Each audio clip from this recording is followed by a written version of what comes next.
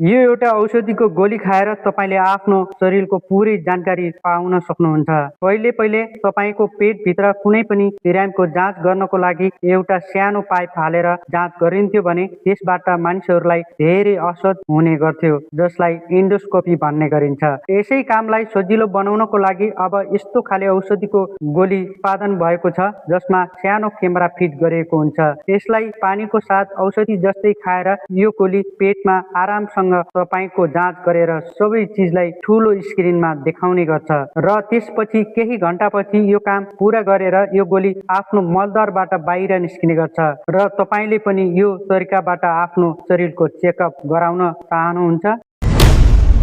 एउटा यस्तो पन्छी छ जसले आफूलाई भोक लाग्यो भने जङ्गलमा आगो लगाउने काम गर्छ। तर कसरी र किन लगाउँछ आगो? यो पन्छीको नाम हो फायर हक। यसलाई भन्नुहुन्छ भने आगो लिएर शिकार गर्ने चरा पनि भन्ने गरिन्छ।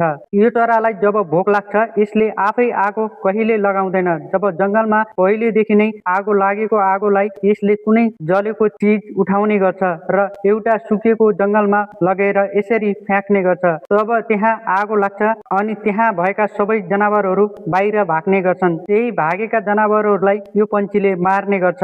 यो पन्छीले सधैँ यस्तो कहिले गर्दैन। जब जङ्गलमा आगो लाग्छ र त्यहाँ धेरै जनावरहरू लुकेका छन् भने यस्तो गर्ने गर्छ।